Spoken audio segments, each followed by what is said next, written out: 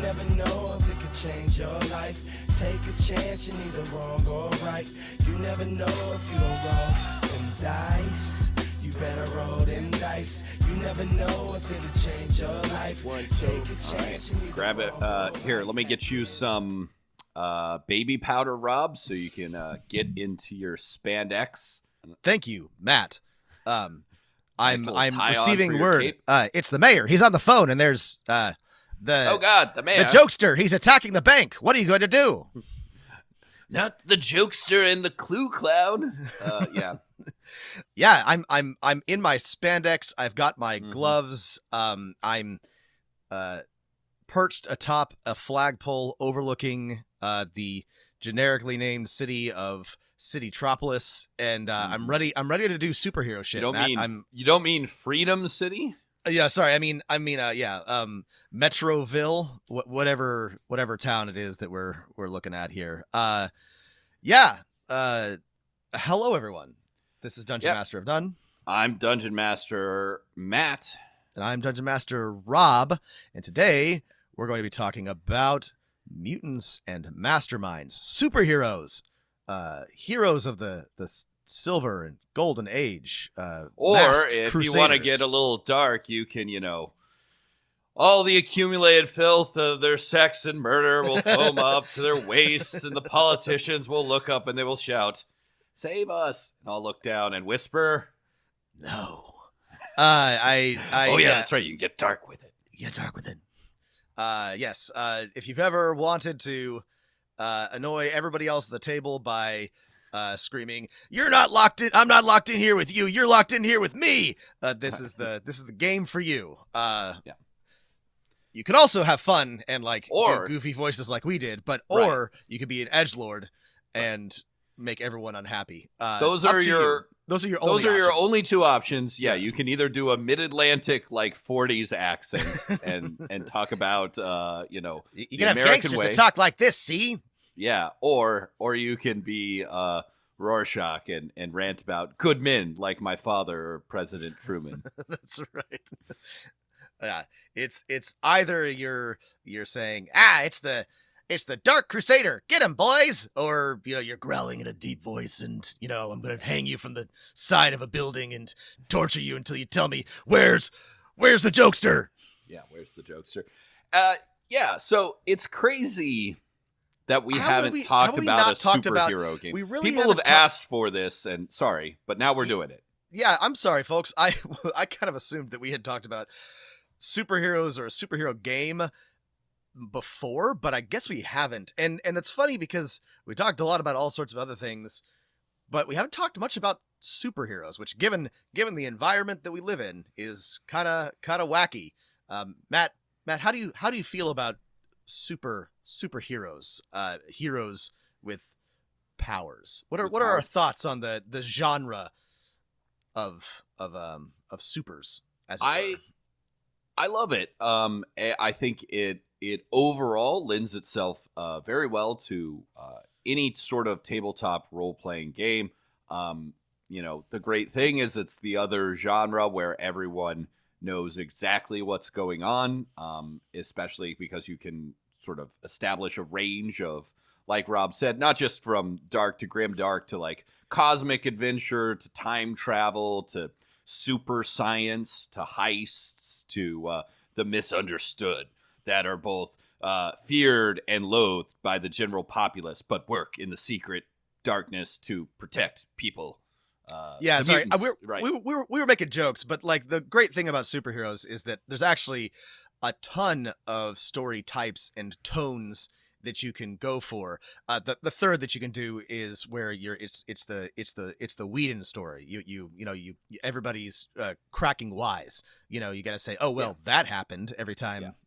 So no, those are the only three options: is dark and gritty, goofy 40s, or Joss Whedon. That's the only type of superhero story you can tell. No, jokes. The interdimensional alien ants have a giant space laser now? They have a space laser now.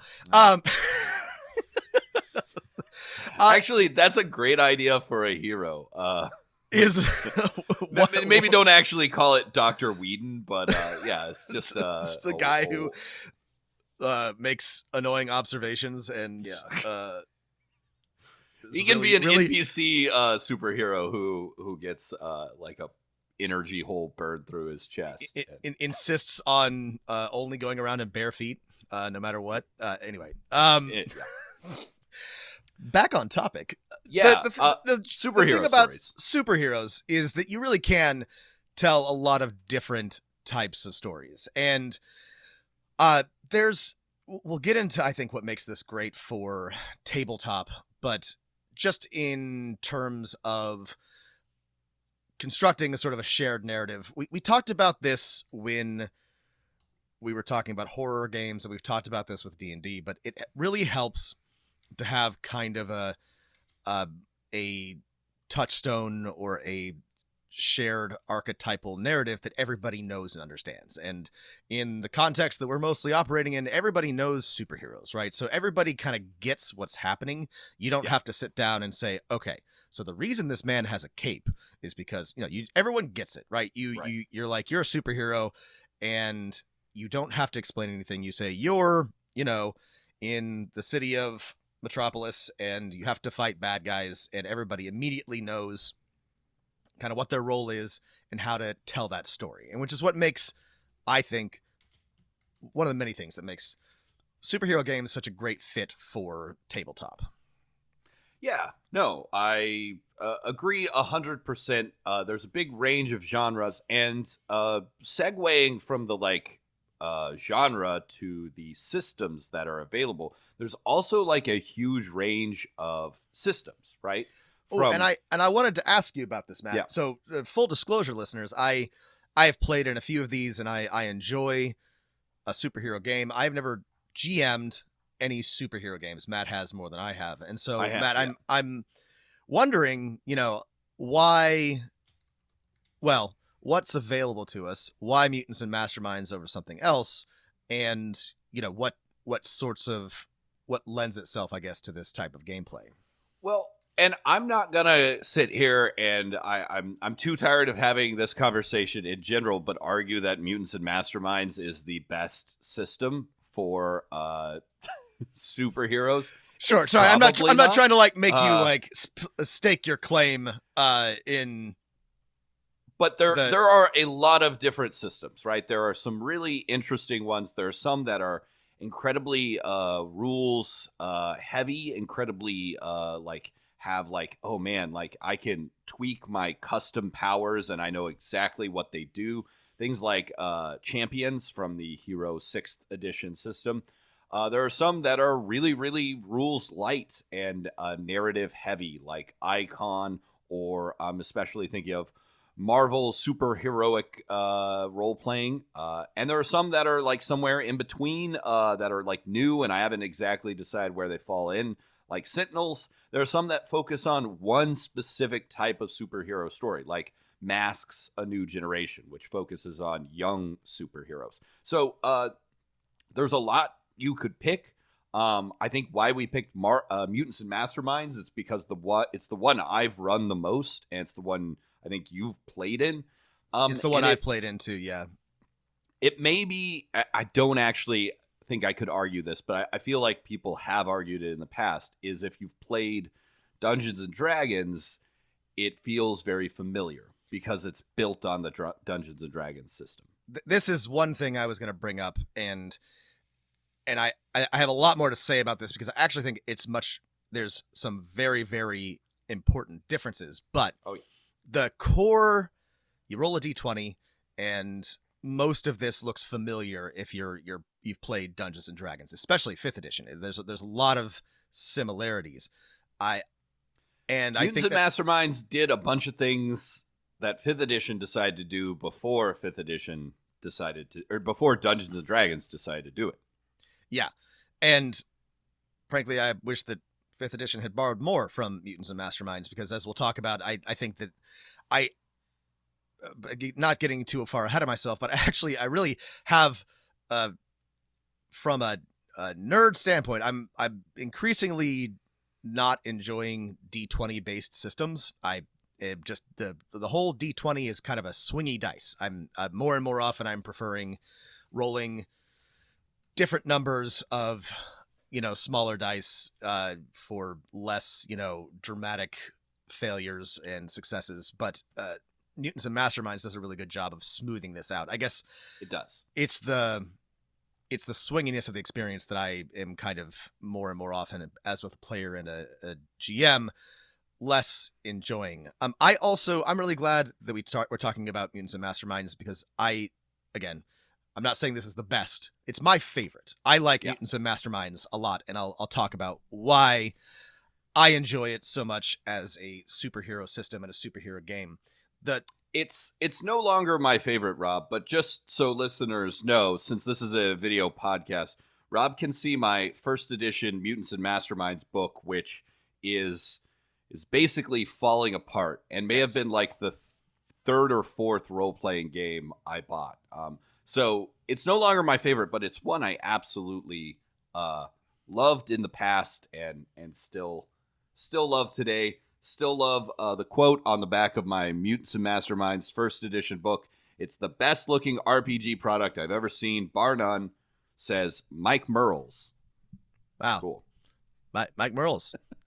Who's that? Don't know about that. I don't know.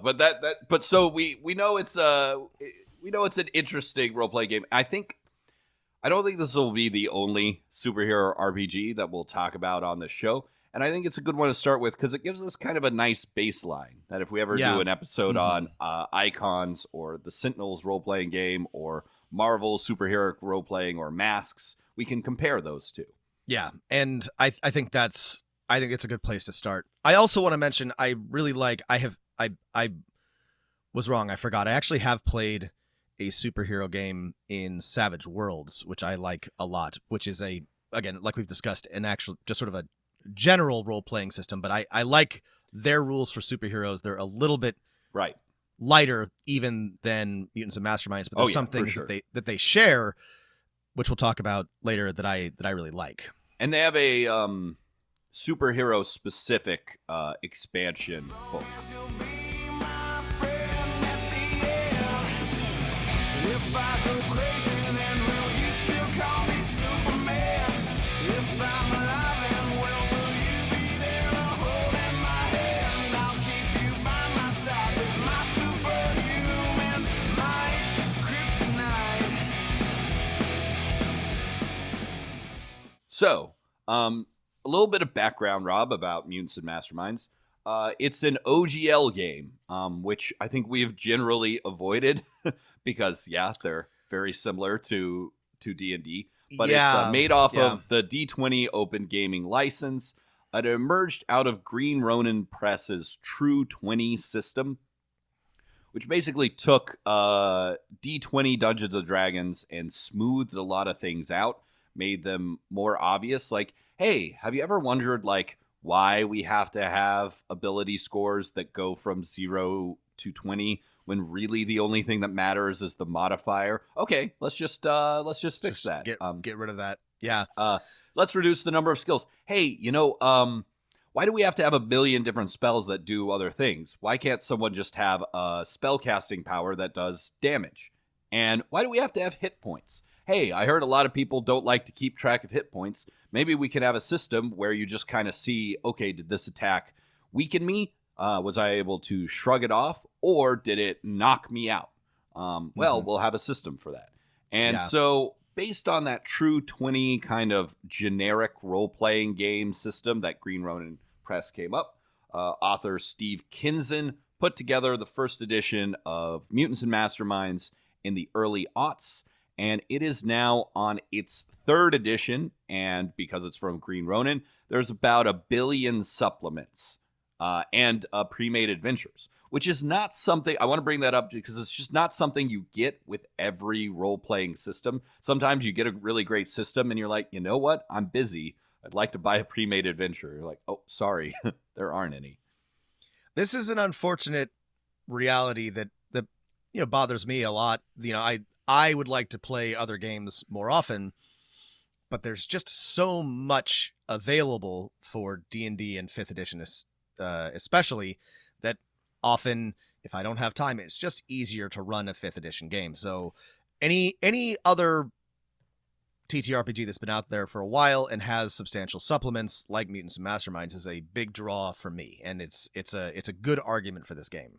There are so many supplements, and things from editions convert pretty easily, so that if you want like 4 or 5 books of villains, you can buy those. If you want setting books for the 1930s or mystical superheroes or superheroes in space, you can buy those. If you want adventure books, you can buy those. And before I get mad at myself, I want to make us clear, we're not knocking on cool games that are produced by smaller outfits, right? It's no, just, those are great. It's just great. unfortunate that you have to do this is the additional way work. Yeah, it's just the economy works. And it sucks. Anyway, no. So, okay, so let's talk about how the game works, because let's start with mechanics then. Yeah, mechanics, and I guess I don't know that we should talk too much about this, but I honestly really actually like the mechanics a lot, and so I do think that we should discuss them, because I think this is so interesting because it is so very close to D&D, but the changes that the authors of Mutants and Masterminds have made make it a fundamentally different game in a way that I actually really like a lot. So the core mechanic, and this is great. It's you roll a d20 versus a difficulty class. It's that simple. You do not have any other dice. You just have your d20. Everything you do, you will roll that d20 for. You compare your modifiers versus the difficulty class. Done and done. The one way this makes, and it's got kind of the basic idea of the binary success and failure of 5e, but for certain checks, you can add degrees of success and failure. And you're just saying, did you beat the difficulty class of the check by 5, by 10, by 15, or did you fail by 5, 10, 15, 20, etc., right? And that'll add, for certain checks, extra bonuses or penalties. And a lot of games have this degrees of success or degrees of failure, but they often make it a little bit nebulous what that means. It's not at all nebulous in Mutants and Masterminds. If there are degrees of failure or degrees of success, it's this happens instead of this, or you receive, this much of a penalty or this much of a bonus, that sort of thing. It's very, very easy to figure out what happens. This is one of the things I like about the game, is there are lots of rules in this book, but they, to me, make a lot of sense. Everything is easily referenced. Everything follows directly from something else. It's not, what am I trying to say here? The way that things are referenced makes sense, right? Like, you don't have, for example, one check that's called the same thing as another check, but they function differently in different contexts. Everything that is a check is a check. Everything is an ability is an ability. Everything that's a skill is a skill. An advantage is an advantage. A complication is a complication. And everything has very clear rules. You have to know a lot of rules, but once you know them, everything sort of fits together nicely. And I think the best thing I could say about Mutants and Masterminds kind of basic thing is that if you have played basically any edition of Dungeons and Dragons made in the last 21 years, then it's pretty easy to get started reading the rules. If you haven't, if you're like someone who's like, I have played role-playing games but never Dungeons and Dragons, which, is probably not that many people, but some people, it may be a little more difficult to get a handle on the rules, because it's almost like this is the great advantage and disadvantage of Mutants and Masterminds is they took the cheat code of we know everyone knows this stuff. Let's move in this direction with it. It's a great point about D&D, because this is going to make perfect sense to anybody who's played D&D, any edition. It is, Matt's absolutely correct, probably not going to be a great first RPG for anybody. And the reason is that if you're not familiar with D&D, it's kind of mathy. And I actually like that. I think that the way that the numbers function in this game are very, very like pleasing and direct. There's a whole system of ranks, which everything has a rank. Your abilities have ranks, your damage has ranks, and that makes it very, very easy to understand how something functions, how it relates to the die you're rolling. But it does require you have to get in that headspace. And if you're not used to calculating, D&D ability checks or whatever, it may be kind of a big step up. So that is something to bear in mind. Yeah. The great advantage of the rank system. So Mutants and Masterminds, and this is, I think, just as good of a place as any to bring this up, is like an open-ended D20 system where everything your character can do, from their ability scores like strength or agility or dexterity to their skills to their supernatural powers like energy blast or shapeshift, has a rank, right? And if you have blast 10, that means your blast is 10 powerful. And there's a bunch of reference tables to determine what that means in both speed, what that could mean in speed, in size, in distance. And this is a great system for if you're like, I want to have a teleport power and I want to be able to teleport 100,000 miles at a time. A dungeon master can say, well, you need exactly this rank to have that. Right. There's a lot of superhero systems that are like, I'm super strong.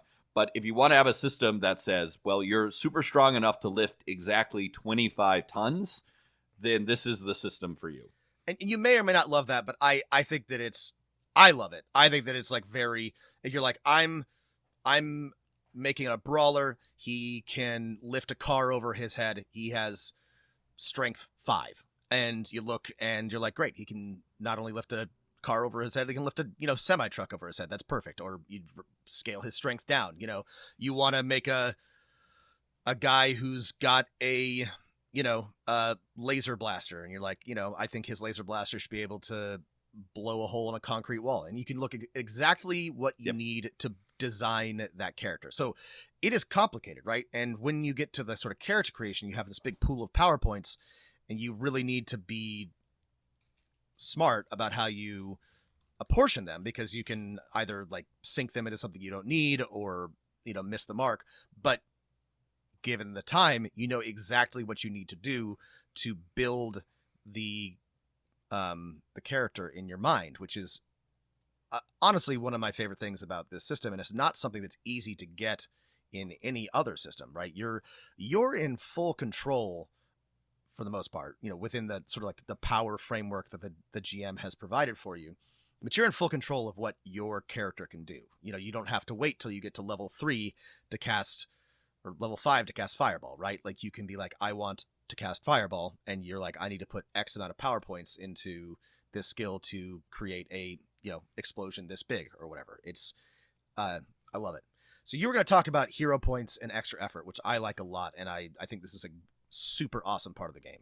Right. This is a part of the game. You can really tell where this has benefited from having 15 years or so to work on this game and 3 additions, because they've always been a core part of the game, and they work. We're talking about the 3rd edition of the rules, by the way. I think we forgot to say that, but with this iteration of extra effort and hero points, they work really, really well. Extra effort is the concept that, like, hey, you really want to succeed at something. Like, you're like, gosh, I make attacks every round, or I use my powers every round, but this time I really want to succeed. It's really important. You can put extra effort into it and gain a rank in a power or resistance. You can re-roll the dice, always getting above an 11. You sort of treat any low roll as at least, as plus 10. So let's say you re-roll the dice and you get a 2, that's a 12. You get a 7, that's a 17. Pretty straightforward. You can add a bonus action with extra effort. And the cost of extra effort is that next turn you're fatigued, right? You have a little fatigue tracker. And so eventually, if you use too much extra effort, you're going to be down and out. So that's extra effort. What do you think about extra effort? It's something that I think is beautiful, can be stolen. I love extra effort. I was reading this and I was thinking about how much I wish that this were a core part of more games, and especially Dungeons & Dragons. There are so many times when players are, well, I have 2 attacks, right? And they love it. Like their paladin makes 2 attacks, and when they hit, they feel awesome. But sometimes they miss. Sometimes they spend a whole turn and nothing happens. And even the most brilliantly designed 5th edition characters only have so many actions and will run out of spells, and sometimes they're just not going to feel very useful. And that's a bummer, especially when it takes so long to get around to your turn. Something like extra effort means that you never don't do something, right? If you really need to make something happen, you can push your character, on one turn and even maybe several. It feels so much more like you're in control and like you have an impact on gameplay. And I think it's great. I think it's terrific. I think that it also allows you to tell a little bit more of a dramatic story, right? Your hero pushes themselves over the edge to, save a friend or, chase down the villain. These are things that can happen in other games, but having a well-designed mechanic to give players some control over it, I think is just a terrific addition. I love extra effort. Yeah, and it's something that D&D has sort of incorporated into its design with action points in 4th edition, with the fighter ability of Action Surge in 5th edition, and inspiration. But it's hard to just add this rule as is to 5th edition because it steps on the fighter's toes a little bit. But if your fighters get it too, maybe it's not so bad. Or if you take away the ability to take an extra action with extra effort and just add the other abilities, then it's pretty cool because you could just borrow that. Yeah, you could just borrow it wholesale for 5th edition, and if you're worried about the fighter feeling eclipsed, just leave out the action part because the rest of it is more or less completely applicable. And I feel like you have to have, or you don't have to, but it's really nice to have this type of mechanic in a superhero game. Cue the clip of Ryan Reynolds saying maximum effort in his cheesy voice, right? There's always a point in the story where the hero is going above and beyond and very much straining themselves to push their powers to the limit, and this represents it. Now, hand in hand with extra effort goes hero points. And hero points have evolved a lot since Mutants and Masterminds 5th edition. They are now a combination of something that allows you to take extra effort with no cost, so you don't get fatigued. They are you can use a hero point to modify your powers, like let a power do something it doesn't normally do, like, so you have fire energy blast. Well, I want to push myself to the limit and cause it to create a wall of fire, right? I've changed my thing. I can re-roll a dice, or I could edit a scene, counter an enemy's power with my power, get back up if I've been knocked out, or like even edit a scene, right? Oh, all of a sudden there's a car here that I can throw at the villain, right?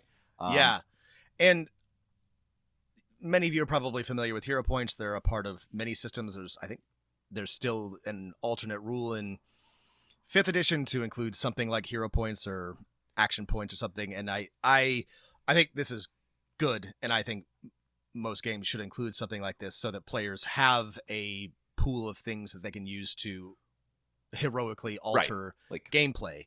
Bennies and Savage Worlds. What makes them very different in Mutants and Masterminds 3rd edition, and this is different than previous editions, is that everyone starts every session with 1 hero point. They don't carry over. How you get them is DMs can, of course, award them at any time for people doing something cool or heroic, but you're supposed to be giving them out most frequently for players doing something risky related to their complications. And we'll talk about those in a bit because I like this a lot. And this is one of my favorite things. I did want to mention my favorite use of hero points, and is the ability to edit the scene. Yeah, let's talk about that. This is so, And this works very well in a superhero game, but this could work in a lot of other games too, or a lot of other settings.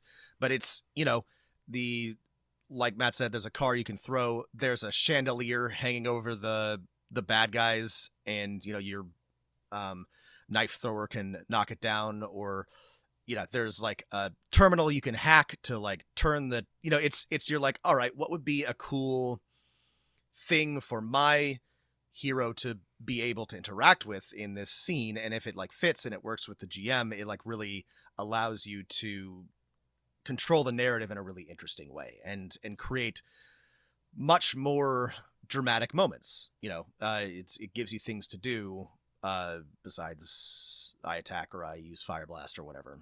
I love this, and I think it really encourages creativity in an interesting way. Yeah, this is the best way to mimic the sort of on-screen action that you see in every superhero comic book and movie. Oh no, the trolley car, the funicular car to Roosevelt Island is about to fall into the East River. I'm just barely holding on. Wait, hero point. Here comes a trash barge that's about to go under. And the Dungeon Master says, okay, it'll be there in 2 rounds if you can hang on. Right. Perfect. Right. Exactly. Yeah. And if you don't have that, it's really hard to do the superhero stuff, right? Yes, it is. It is.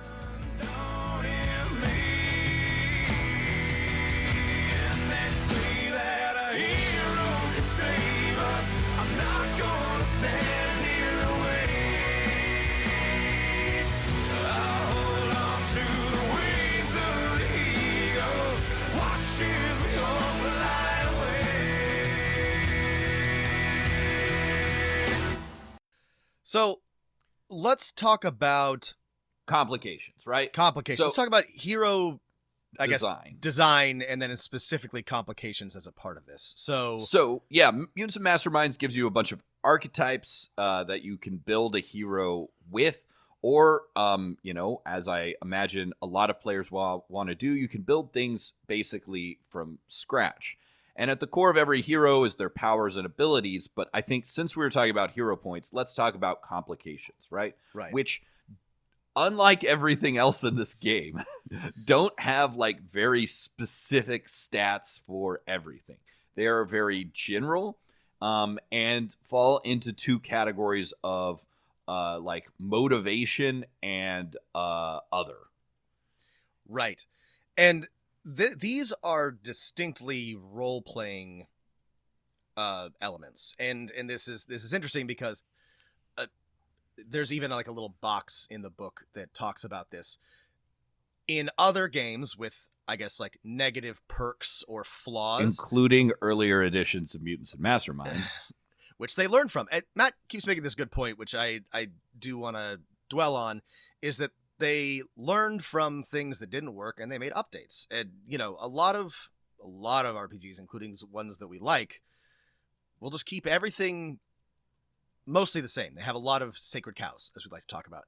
And Mutants and Masterminds has been willing to make changes to things to make the game better in ways that I really respect. And there's a good point here, and I really like Mutants and Masterminds. The book has these little like gray boxes where they discuss sort of like, it's called Under the Hood. It talks about mechanics. And the problem with flaws or complications or negative perks, right, that you can take at the beginning is you really can front load your character with a ton of stats, right? In games where you can take a penalty and get an additional 10 character points or yeah, plus 2 to something. Yeah. These can be abused. And the great thing about complications is that it adds it stretches this out over the life of your character, right? So you take a complication, right? You've got a temper, right? Or you have a code of honor, or you have a responsibility, or an enemy who hates you, or somebody who you have to protect. And then throughout the course of the game, those complications will arise, and that will be challenging for your character to overcome them, but you'll receive hero points as a reward. And I think this is a really great way to encourage role playing. I think it's a terrific tool. Right. This is the primary way you receive hero points, and there's no limit to the complications you can have. So this allows players to, for example, if you want to build a straightforward, like Superman can fly and is super strong hero, and their one complication is they will always protect civilians in harm's way, that's done. And that will come up often enough that it's fine. But if you want to take if you want to be like Spider-Man or something and have a million complications, you want to have guilt, you want to have real life responsibilities, if you want to have a rogues list 30 villains long, and you want to show up during character creation and be like, Dungeon Master, here are the 30 supervillains that dislike me, that's fine, because it doesn't imbalance the game, because complications only reward hero points as often as they come up. So Right. If they don't come up, they don't matter that session. And when they do come up, then you get a hero point, right? It's encouraging players to sort of put themselves into harm's way, make suboptimal decisions at the table, and make what could be a straightforward story more complicated and interesting. Yeah. I think this is just a really well thought out mechanic. I think it encourages much deeper character creation in a very uncomplicated way, to be honest. What is a little bit more complicated is the rest of character creation. Right. So I really like this, and I think it makes sense. But you either can pick an archetype, which actually is not that complicated, and maybe you should do most of the time, because it just kind of gives you a package of abilities and powers to work with. But I think most players are going to want to customize their character more.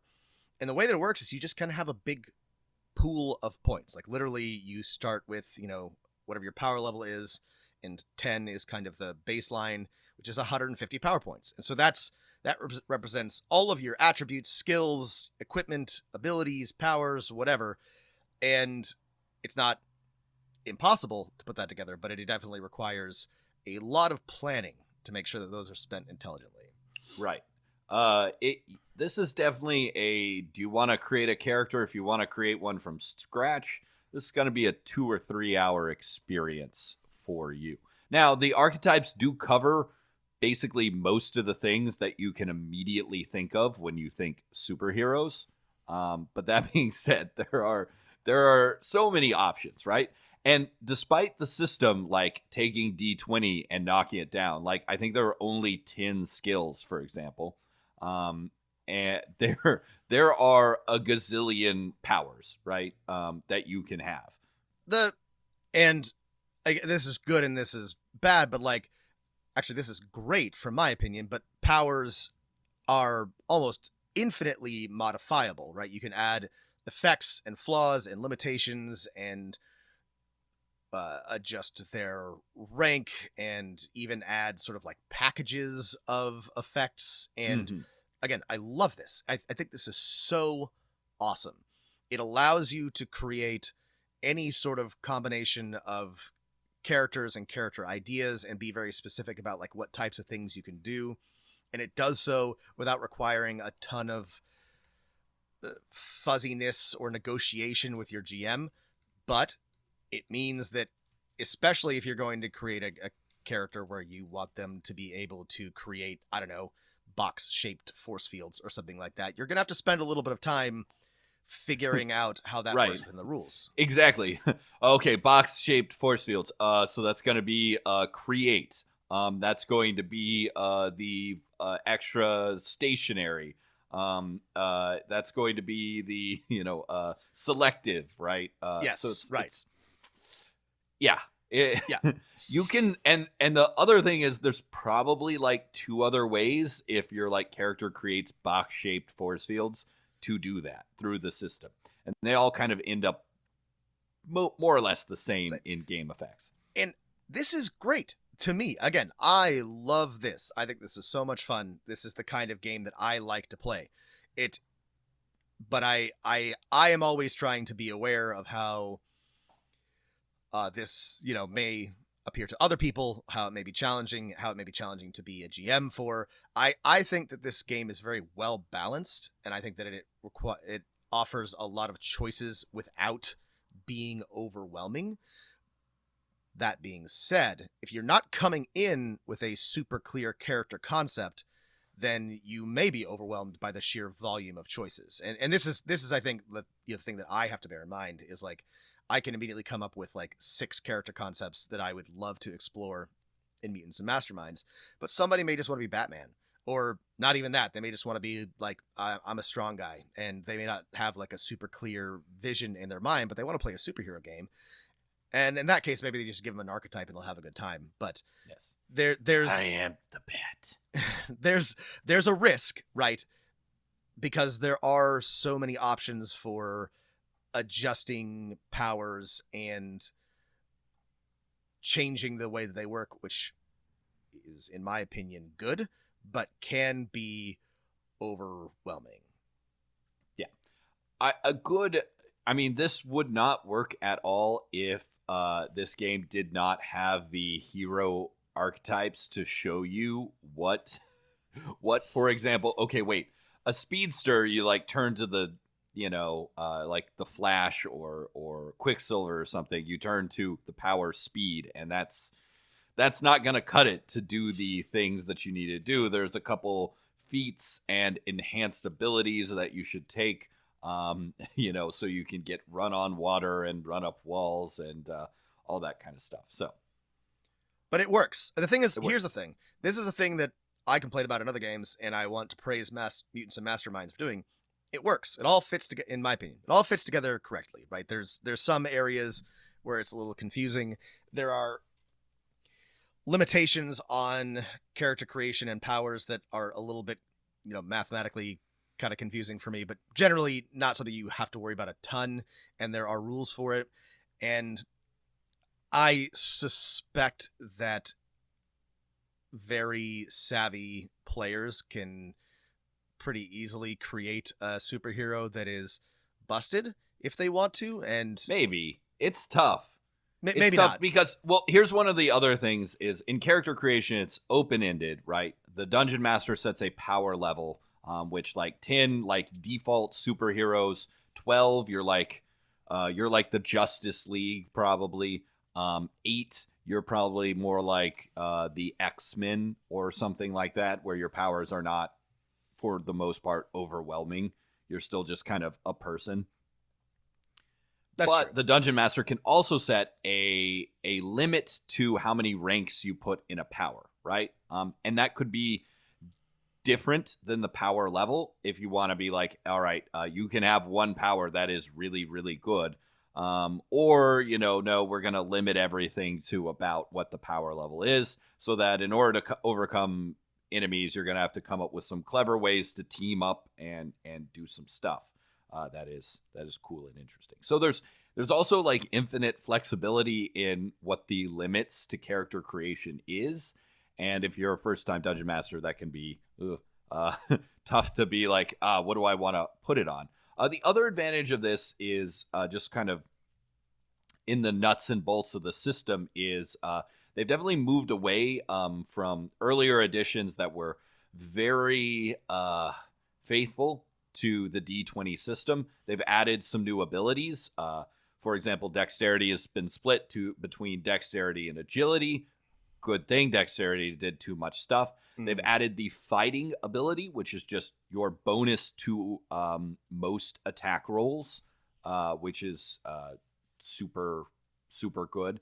And like, if you want to make, I think the fun thing about this system, if you want a very numbers centric game where every ability is spelled out, you can be like I don't know, a Captain America or a Batman style, where your powers are not that good, but you always hit with your attacks because you're the world's best martial artist. And sure, you don't hit as hard as Thor, but yeah, you've got all these combat tricks, right? There's all these feats you can take to be good at that.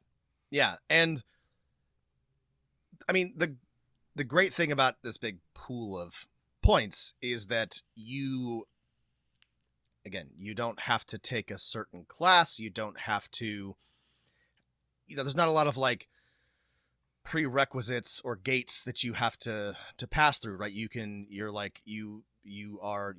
say, I want to be Captain America, and I throw a shield and I always hit, and I'm strong but not that strong, and everything you need is there in the book, and it's not that hard to build those specific things if you have the points for it. If you want to be Iron Man at the peak of abilities and have like 17 different weapon systems and flight and, invincible armor, then you'll probably only get halfway there.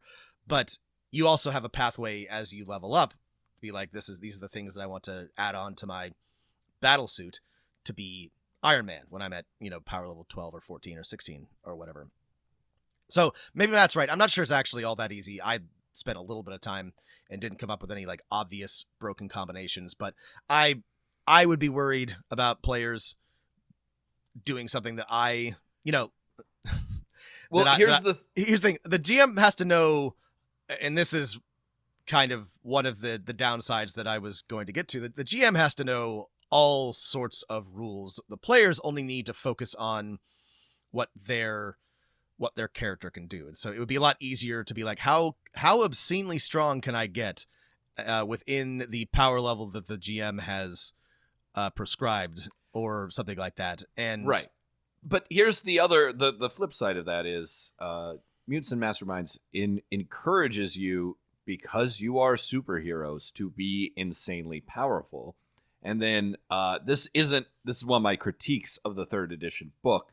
There's not enough NPC things, examples of enemy heroes. But if you buy the Deluxe Game Master's Guide, you'll have some. And hey, one of a sample challenge for a regular party is one that, with the base default level of powers, the players cannot hurt this villain, right? You shoot an energy blast and it pings off of them. You punch them, their neck cracks and they turn back and they look at you. And the only way to, of course, defeat them is to use their combined abilities, create advantages, use hero points, team up attacks, etc., etc. So the game encourages you in some ways to be broken, right? Because, of course, if the enemy sends 30 ninjas at you, you should be able to kill them, or not kill them. We're superheroes. Disable them. If I twist his neck a little further, will that knock him out more? Yeah. That will, right? Well, let's kill them all in a round or two, right? Because that's fun.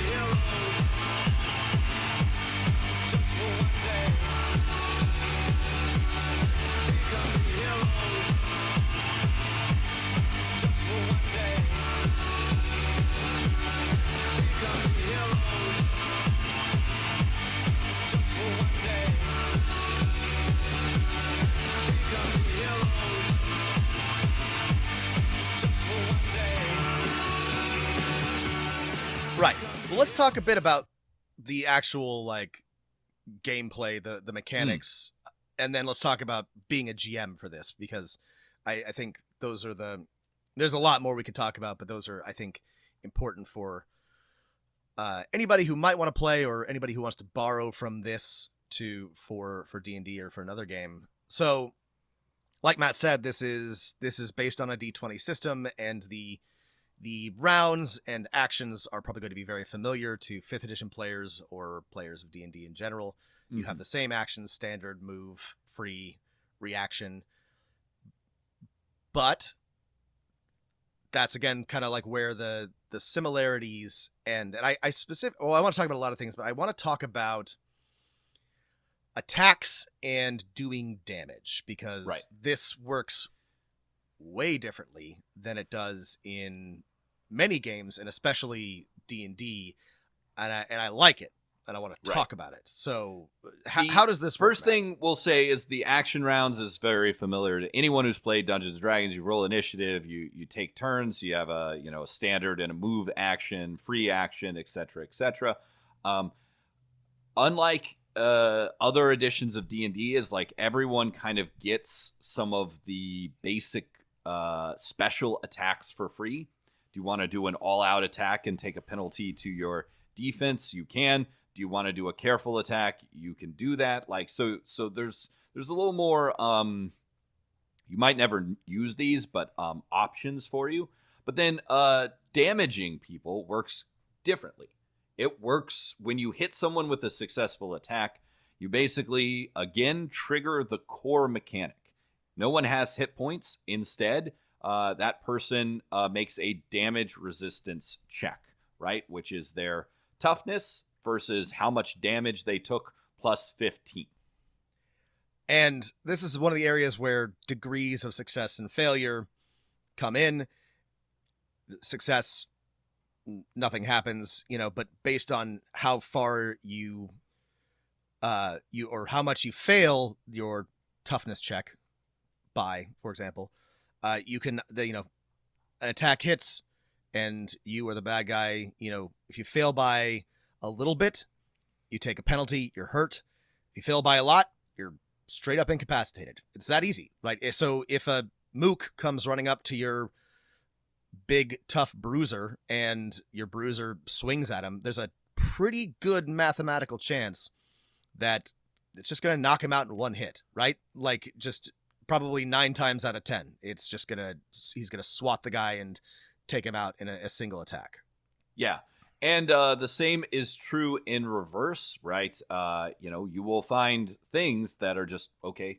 And this is by design, right? If you are creating a Superman type character and someone shoots you with a handgun, it doesn't matter. You don't have to make a check because it is impossible for you to fail. Right.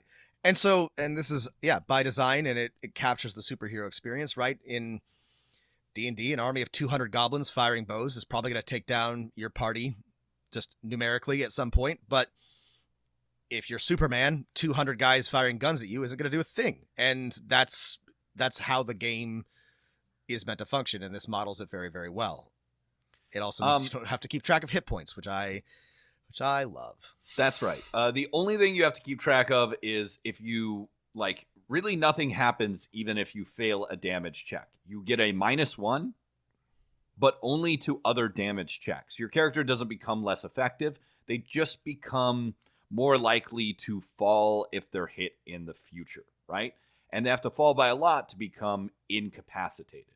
Right. So this is, you go from always full effectiveness to you could be dazed for a round or you could be staggered, but it's pretty likely you might go from full effectiveness to just knocked out. Now, getting knocked out is not super hard to recover from, in that you can always spend a hero point to get back up on your next turn. Or, if anyone has any healing powers, it's, heal, you're kind of back to full pretty easily. Right. And this is a bit like Savage Worlds, right? It's pretty hard for hero characters to be knocked down. If there is a bad round of combat and you do get knocked down, you've got hero points to get back up. It means that nobody's going to end up defeated by accident, basically. Like, if it happens, you have had lots of opportunities to either resist, escape, make rolls, try it. No one's going to feel like they were taken down too easily, most likely. It's a well-designed system that models, I think, combat, no matter how long it takes, and allows for injury and damage without, having to keep track of a pool of hit points. And it also lets the players feel like superheroes. Also, you don't die, right? Right. You can kill a superhero if you want to, if you agree. All right. If you've been incapacitated and then have someone, kill them, but there's the rules are not set up for that. The rules are set up for superhero type stories where, Iron Man's not going to die. We need to make more Iron Man comics. Only if you want your character to be killed by this is this going to happen. Right. Which, speaking of, that's kind of more of a game mastery thing.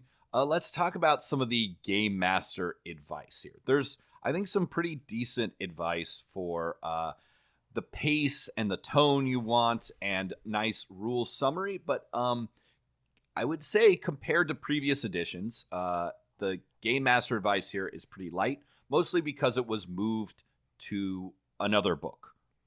Yeah, so this is really my only complaint about Mutants and Masterminds. I think, as I've said plenty of times, I think it is very well designed. As I was reading it, everything made sense. I didn't find myself confused or frustrated or having any trouble understanding the point of anything. But as I was reading it, the one thing that I kept thinking was that as a GM, there is a lot that you have to be aware of and responsible for, and a lot of rules that you have to know. And unlike, and this is a thing that I say about a lot of games, but unlike others, it's usually easy to find them. But it is, in some ways, a big lift for the game master. And Matt's right. There is some good advice in the game master section. It's pretty short though. There's not a ton of information here, and there are other books, which is great, but it's a little disappointing that there's not more here. It really doesn't give you. I wouldn't have any trouble making a game, but it doesn't really give you anywhere near enough to get started if you're not already very familiar with game mastering. Yeah, you're going to want the deluxe Game Master's Guide, I think, if you want to run this for any length of time, because not only are there no villains listed in this book, earlier editions usually gave you a sample of, I don't know, a dozen or 2 dozen. There's again, the advice for running different types of adventures or plot hooks is pretty minimal. Earlier editions had a sample starting adventure, which, is always nice when you get like a, 200-page book that you could put 10 pages of it to helping people get started playing. And third edition Mutants and Masterminds does not have this. I do like this framework for creating a series, which is basically a campaign, and it gives you 3 things to think about, which I think this is actually very useful, is scale, setting, and style, right? These are the things to bear in mind, right? So scale goes from like local to multiversal. Setting is things like modern, futuristic, historical, and then style is light, dark, grayscale. There are probably some others in there, but those are 3 good examples, I think, to run by your players, to think about when you're planning it. I think that these are excellent baselines for any campaign in any setting and any TTRPG to think about. And I think this is a great place to start. It's just not a ton of information. Yeah, I think building on that, like the other thing a dungeon master of any superhero game would want to consider is that the biggest, at least to me, the biggest like interesting part of superhero campaigns is if it's a superhero story that involves more than one superhero, front and center in the story is the superheroes' relationships with each other. Not like with the plot or even the villain. It's more about like, can Ant-Man get along with Beetle-Man or whatever, right? And there's not really anything. You could add a complication, but there's not like any advice for really running that, and there's not a lot in the gameplay mechanics that supports that. Whereas other games, the new Sentinels role-playing game, Marvel superheroic role-playing, or Masks have like explicit mechanics for like having a falling out with your party members or for teaming up, right? This one, it doesn't have that. And now you could take the point of like, hey, that's role-playing among player characters. We want to not have a rule sort of preventing that from happening. And that's another perspective you can have. But then again, that's something you would want to talk about at your table and figure out how to do so that you can tell a cool superhero story. Yeah, I do agree that is an important part of superhero stories, and I would have liked a little bit more support for teamwork, teaming up, team interaction.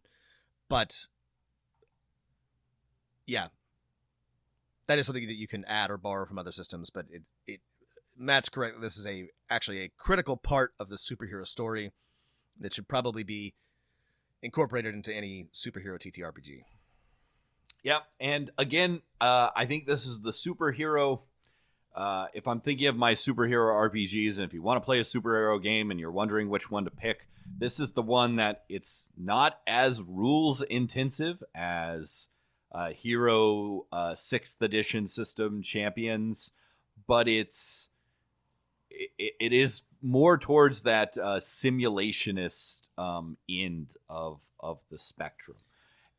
But I would say again, I'll hit this point again. There are some great supplements out there. Setting books, Freedom City is excellent. A lot of the adventures. One of my favorite authors, Crystal Frazier, has written some that are really good. It's got a lot of supplements. Yeah, this is definitely, I think, middle of the road. There's lots of rules light superhero RPGs. They're very, very good. And honestly, I think that's actually I think rules light is very good for superhero games in a lot of ways.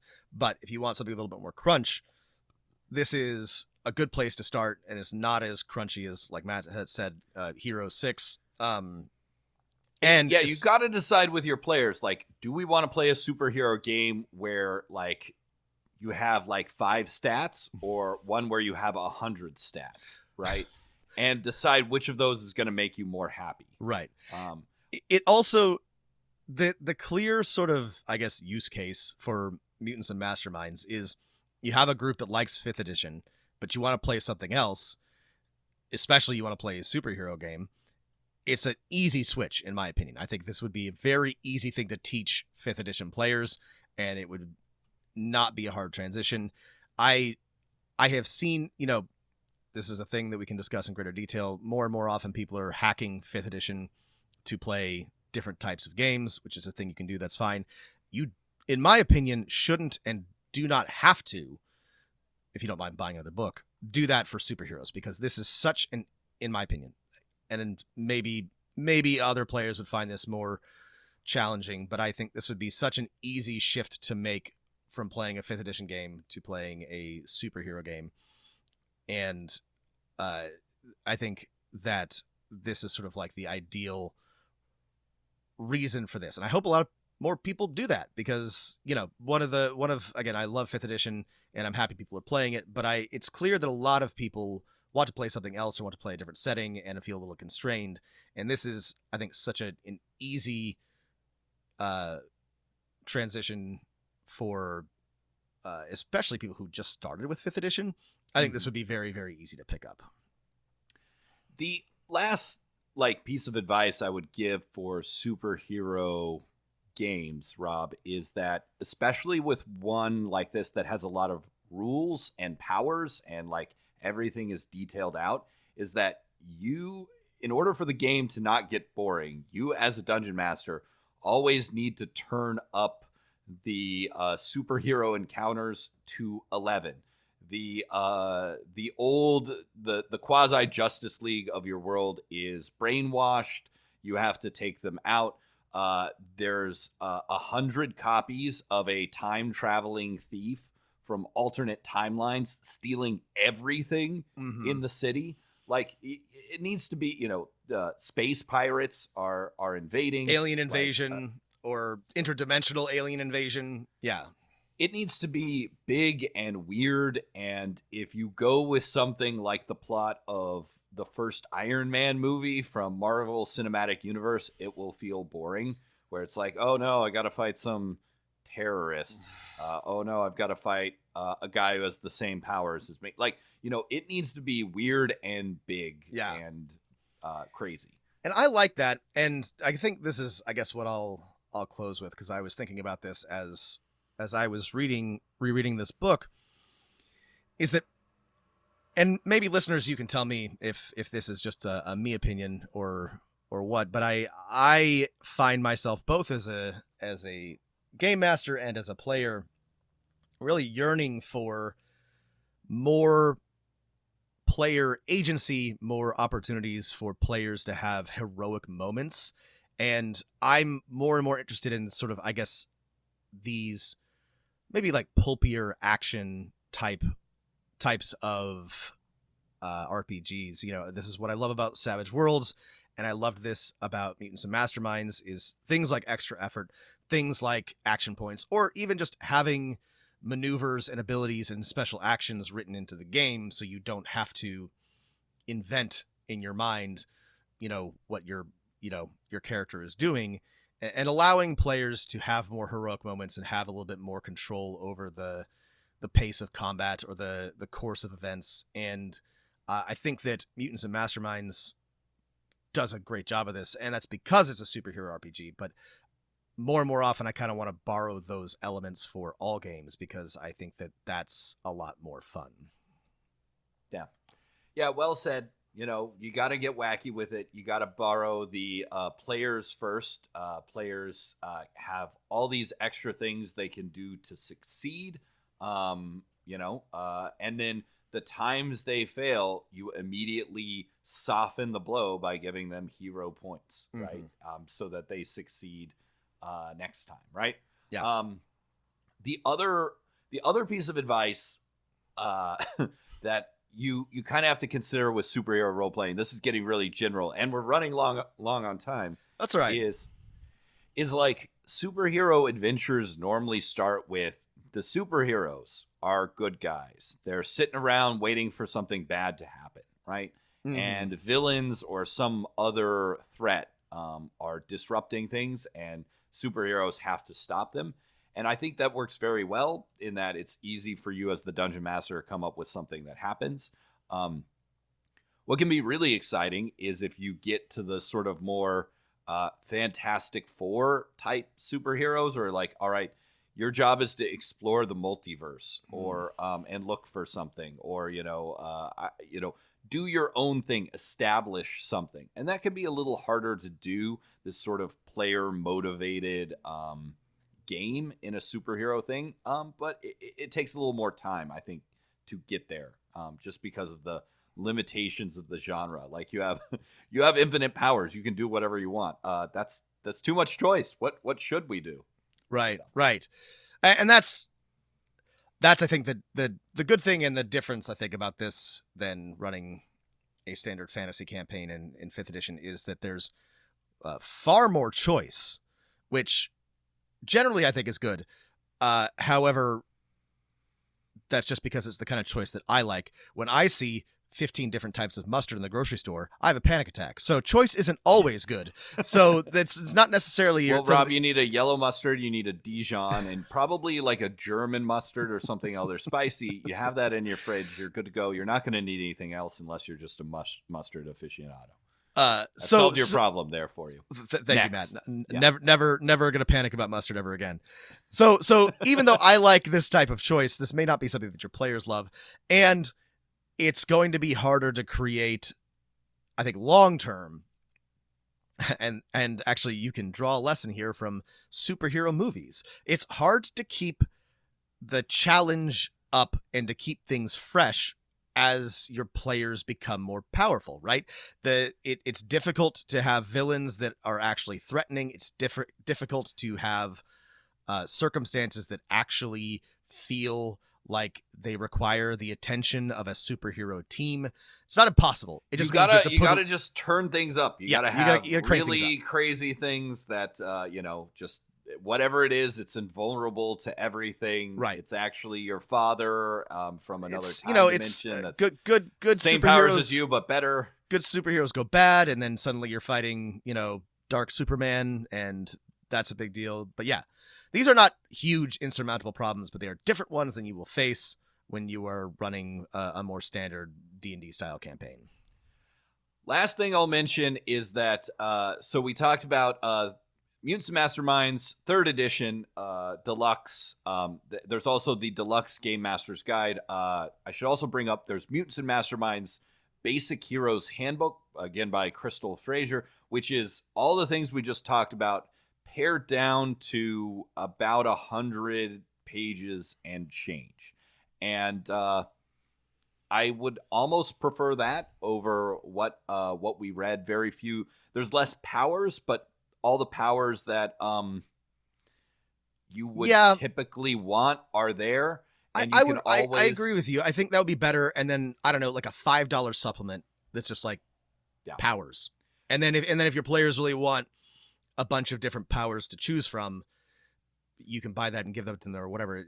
But I think that I agree. I think that took up more space than it needed to in the book, and there would have been other things that could have used that space. But yeah.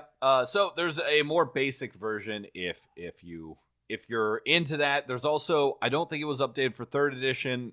Maybe I'm wrong about this, but for 2nd edition, there was a DC, as in Detective Comics version of Mutants and Masterminds. I don't think that went anywhere. If there were any other supplements to that, but there was a DC version of Mutants and Masterminds too. Okay, Matt. Well, time for us to say goodbye, leap tall buildings, fly off into the sunset, retire to our fortress of solitude. Right. Listen, we won't be back for another week, but during that time, feel safe, citizen, because we are above the atmosphere. The sun is like kind of behind us and shooting like a little halo effect as we slowly roll over, looking at that fragile blue dot. That's right. We call Earth Prime, knowing that we are here to protect you and answer your questions. Hey, do you want to hear us review a different superhero system in the future? Let us know which one, because there's a goddamn million of them. That's right. Let us know. Write us at dmofnone@gmail.com. Add us on Twitter at dmofnone. Feel free to join our Discord, link in the show notes. Find us on Patreon at patreon.com/dungeonmasterofnone. Thanks for listening. Thanks for writing in. Stay healthy, stay safe, and keep rolling them dice.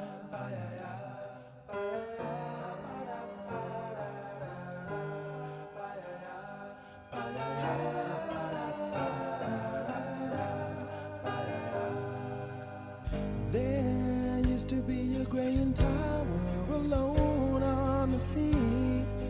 You became the light on the dark side of me. Love remains a drug that's the high and not the pill. But did you know that when it snows, my eyes become large and the light that you shine can't be seen?